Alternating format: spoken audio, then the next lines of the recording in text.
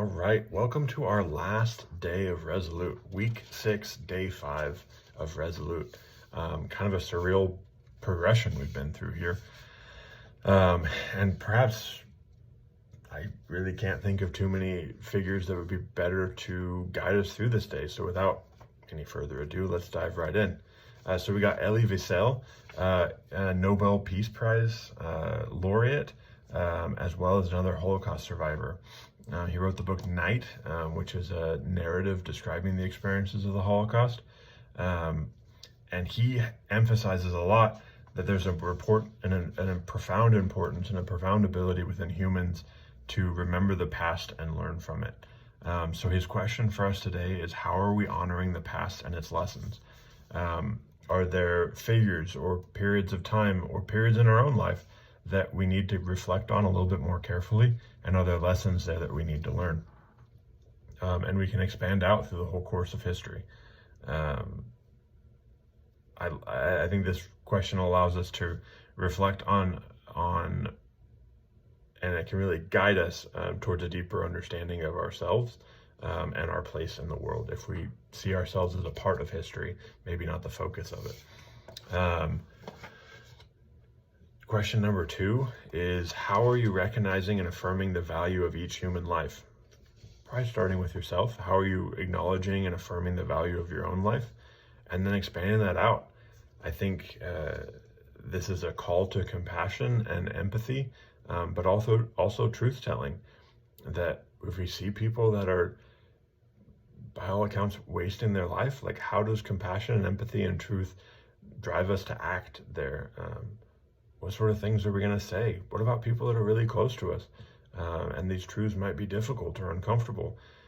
This isn't about just being particularly lovey-dovey towards everyone, but seeing each person as entirely worthy of dignity and respect, and the consideration that all humans deserve.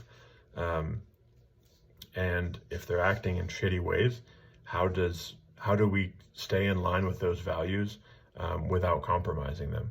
So how do we tell the truth without becoming an asshole? How do we enact justice without being cruel?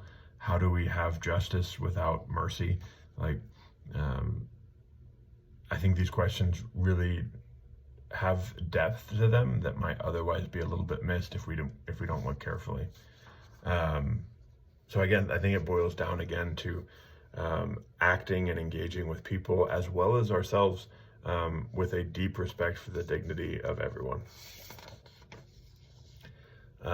His last question for us is, how are you standing against injustice? We must always take sides, he says.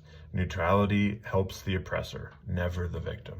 So staying neutral often, even though it might seem like the most conflict-free or conflict-avoidant path, Wiesel asks us to take sides, to have a stance, not in order to or by disregarding the dignity of everyone.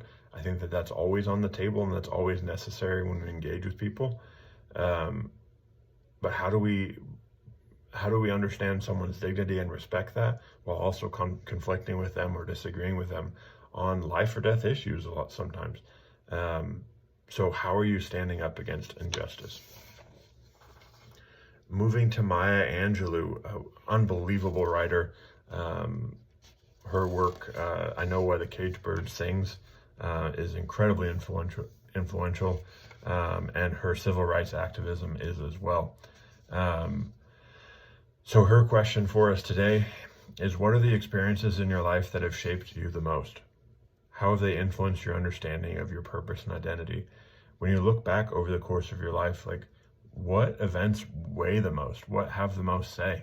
And I think this allows us to look at those things and go, are those the things that I want to have the most say? I think that's a really powerful question here.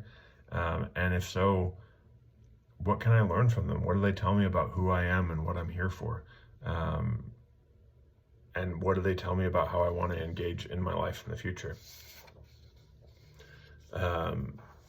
Maya Angelou asks us, how can you apply this wisdom to your own life? And the wisdom that she's speaking about comes here. She says, you may not control all the events that happen to you, but you can decide not to be reduced by them. So how can you apply this wisdom to your own life? We've all been in scenarios that have the potential to reduce us.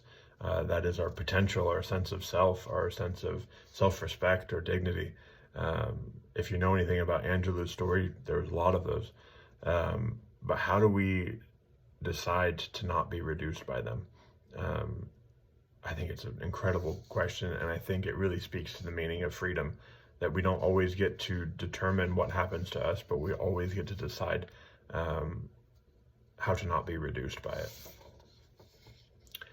And finally, for Angelou, we've got, what are the issues or causes that you feel strongly about? How can you use your own voice to make a difference? Maybe a slightly different take here of like, how are we standing up against injustice? Maybe these aren't areas of injustice. These are just passions for us. But how are we using our voice to make a difference? How are we putting our hat in the ring? How are we getting in the arena?